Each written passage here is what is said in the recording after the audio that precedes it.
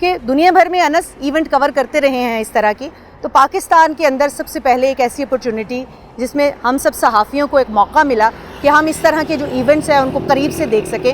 آپ کے خیال میں دنیا بھر میں اس ایونٹ کے ذریعے، اس ثالثی کے ذریعے پاکستان کا جو ایک تشخص ہم اجاگر کرنا چاہ رہے تھے، ہم اس میں کامیاب ہوئے ہیں؟ بہت بہت شکریہ نیہ فار ہیونگ می آن دی شو. میرے خیال سے میں نے بہت سارے نیگوسیشنز کور کیے ہیں. یہ رشیا یوکرین کے کیے، افغان طالبان اور امریکہ کے کیے، اسرائیل حماس کے کیے.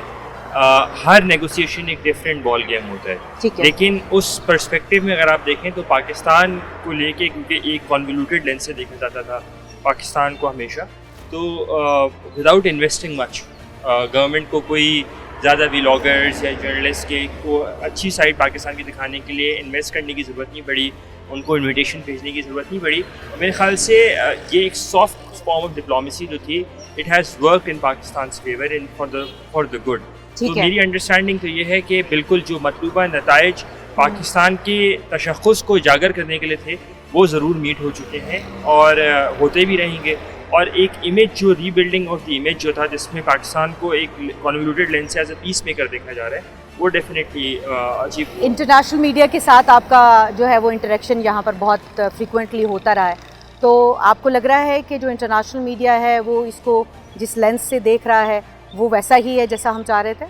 میرے خیال سے بالکل، کیونکہ اس کی بڑی وجہ یہ ہے کہ اس پورے پروسیس میں امریکہ اور ایران کا یہ بات واضح کر دینا کہ یہاں پہ ایک ہی ثالث ہے، یہاں پہ مزید ثالثین نہیں ہے، یہاں پہ one stop one window operation ہے. تو اس وجہ سے پاکستان کو اور اسلام آباد کو یا پاکستان کو ایک وہ جو پرانا نظریہ تھا نا، جس میں دہشت گردی یا پھر انفلیشن یا پھر معاشی مسائل، اس سے ہٹ کر جو اسلام آباد کا رول ہے اس کو as a facilitator, as a ثالث جو ہے وہ دیکھنا پڑا. اور اس لیے وہ جو پرانے جو گھسے پٹے الفاظ تھے ان کو لیٹ گو، ان کو کرنا پڑا. اب آگے کیا ہوگا؟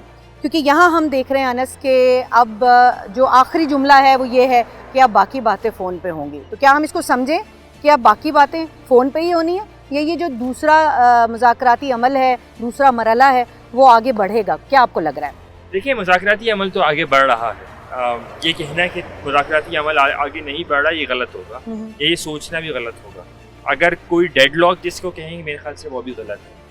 ڈیڈ لاک نہیں ہے اور بات ہو رہی ہے، یہی اس بات کی علامت ہے کہ جی ڈیڈ لاک ہے. ایک بات. دوسری بات یہ کہ دونوں سائڈز میں ایک انڈرسٹینڈنگ ہے کہ جب بھی وہ مل بیٹھتے ہیں تو سٹیکس، امیدیں جو ہیں وہ بڑھ جاتی ہیں. بالکل. تو جب امیدیں یا سٹیکس بڑھ جاتے ہیں تو اور اس تناظر میں اگر آپ کوئی بغیر رزلٹ کے آپ نکلتے ہیں تو دونوں کی ڈومیسٹک آڈینس کا پریشر بھی کافی زیادہ ہے، عوام کی اور دنیا بھر کی جو امیدیں لگی ہوتی ہیں آپ اس کو بھی تھریش کرتے ہیں.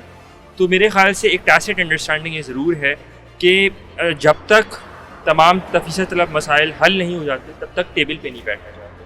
اور اسی لیے ثالثین کا یا دوست کا یا قابرین کا ان کے ذریعے پیغام رسانی یہ کی جائے گی، تاکہ اس وقت تک کے لیے کہ جب تک اب سمجھے کہ اب یہ صحیح وقت ہے کہ اب ہمارے درمیان اتنے بڑے مسائل نہیں ہیں جس سے بات چیت کا سلسلہ تھم سکتا ہے، تو پھر وہ ٹیبل پر ضرور. آنے والے چند دنوں میں دیکھ رہے ہیں آپ کہ کوئی یہ دوبارہ اسلام آباد میں وہی گہما گہمی ہوگی؟ اس سے اب 2 دن پہلے تک تو ہم یہ جو روڈ جس پہ ہم کھڑے ہیں یہاں ہم کھڑے ہونے کا تصور بھی نہیں کر سکتے تھے. تو اب کچھ معمولات زندگی یہاں بحال ہوئے ہیں، لیکن ہم کیا دیکھ رہے ہیں کہ آنے والے دنوں میں پھر کوئی تعطل جو ایک معمول ہے زندگی کا اس میں نظر آئے گا ان مذاکرات کی وجہ سے؟ میرے خیال سے اگلے 5 سے 10 روز میں، 5 سے 10 روز بھی میں آپ کو زیادہ بتا رہا ہوں، لیکن میری انڈرسٹینڈنگ تو یہ ہے کہ اتنے وقت میں ہی یا اس سے کم وقت میں 5 سے 10 روز will be the ideal time کہ اس ٹائم میں ہمیں کوئی اچھی پازیٹیو موومنٹ اس مذاکرات کو لے کے. عراقچی صاحب کے جو 2 تواتر کے ساتھ دورے ہم نے دیکھے کہ وہ آ رہے ہیں، پھر وہ جا رہے ہیں، عمان کی طرف نکل گئے ہیں، پھر وہ واپس آ رہے ہیں، پھر وہ ماسکو چلے گئے ہیں. تو یہ سارے دورے جو ہیں اس کا کیا مقصد تھا کہ فوری طور پہ آ جا رہے ہیں؟ کیا کوئی مذاکراتی عمل، کوئی چیز ٹیبل پہ رکھ دی ہے انہوں نے؟ دیکھیں، رکھا تو ہے، انہوں نے اپنے پروپوزلز رکھے ہیں ٹیبل پہ اور پریزیڈنٹ ٹرمپ جو ہے اس کو ریویو کر رہے ہیں، پاکستان کے ذریعے ہی رکھے ہیں اور اس لیے وہ بار بار پاکستان آئے. پہلے وہ پاکستان آئے، انہوں نے ایک پروپوزل رکھا، پھر وہ ابنائے ہرمز کے متعلق بات کرنے کے لیے عمان گئے، کیونکہ ابنائے ہرمز 21 کلومیٹر طویل ہے تو اس کی ایک سائڈ عمان ہے، دوسری سائڈ ایران ہے، جوائنٹلی اس کو کنٹرول کرتے ہیں 2015 کے ایگریمنٹ کے اندر. تو اس پرٹیکولر معاملے کو لے کے، اس کی آپریشنل اسٹرکچر، میکنائز اسٹرکچر کو لے کے، اور انہوں نے وہاں بات کی عمان میں 20 گھنٹے کا انہوں نے عمان میں دورہ کیا. پہلے 20 گھنٹے کا دورہ انہوں نے پاکستان میں کیا. اور 24 گھنٹے سے کم وقت میں وہ پھر دوبارہ پاکستان واپس آ گئے. تو یہ ساری بات سگنیفائی کرتی ہے کہ چیزیں چل رہی ہیں, اور میرے خیال سے آنے والے دنوں کے ایسے سیٹ کہ مجھے 5 سے 10 روز بہت زیادہ ہے, لیکن میں 5 سے 7 روز اس کو دوں گا. بہت شکریہ انس صاحب کا. انس ہمیں آپٹمسٹک دکھائی دیتے ہیں, پر امید دکھائی دیتے ہیں کہ آنے والے دنوں میں سفارتی گہما گہمی ہمیں اپنے پورے عروج پر ایک بار پھر اگلے 10 سے 15 دن کے اندر, 10 سے 12 دن کے اندر دکھائی دے گی. لیکن یہ آپٹمزم اس لحاظ سے بہت اچھا ہے کہ پاکستان کا جو ایک نام ہے وہ ایک نیوٹرل ثالث جو کہ پوری دنیا کے لیے قابل قبول ہے, اس حوالے سے جو ہے وہ سامنے آیا ہے, مزید ابھرا ہے. اب مزید کچھ لوگوں سے بھی آپ کی بات کرائیں گے کہ وہ اس حوالے سے کیا کہتے ہیں. بکر یونس صاحب جو کہ اس وقت پاکستان کے اندر, اسلام آباد کے اندر المائدین کے بیورو چیف ہیں, ان کے ساتھ بات کرتے ہیں. Mister Bakr, how do you see the arrangements of these talks? We are waiting for the second phase still, but you have attended the first phase. So what's your feedback on that? Well, I think Pakistan have done a great arrangements to host such two countries. A delegation from US, delegation from Iran. We were expecting a lot of things to come out from this negotiation after 47 years of war between Iran and America, and finally Pakistan get through and brought them together in one table. I think it was a huge. 47 سال کے بعد یہاں پر مذاکرات ہوتے ہیں, اور دنیا کی توقع یہ ہوتی ہے, ایکسپیکٹیشن یہ ہوتی ہے کہ یہ مذاکرات جو ہے یہ بس اسی ایک سٹنگ میں کامیاب ہو جائیں. آپ کو لگتا ہے کہ ایسا کچھ پاسبل تھا؟ ایسے نہیں ہو سکتا. ویسے دیکھیں, there is a lot of issues, Iran, USA. It's not an easy task, and I think this is going to prolong for good time.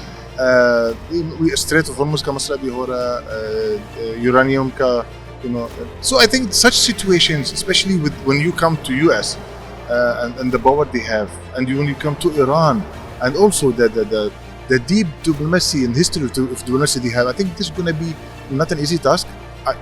Pakistan have done a great, job in bringing them all in one table, but still, I think to have a result, it will need good time. But you have covered the whole scenario.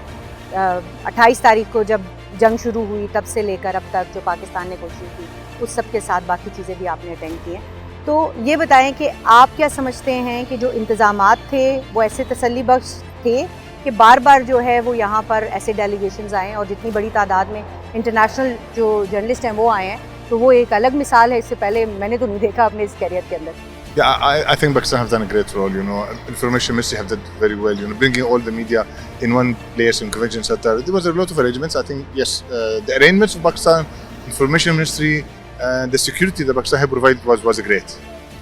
Okay, بکر اب مجھے یہ بتائیے کہ اس وقت مذاکرات جو ہے وہ ایک نہج پر آ کر, ایک جگہ پر آ کر, ایک پوائنٹ پہ آ کر تھوڑا ایسا دکھائی دے رہا ہے کہ رک گئے ہیں. اب ادھر سے امریکی صدر بھی یہ کہہ رہے ہیں کہ اگر اب ایران کو مجھ سے بات کرنی ہے, امریکہ سے بات کرنی ہے, تو ٹیلی فون کال کے اوپر کر لیں. تو he is telling them that I am just a call away.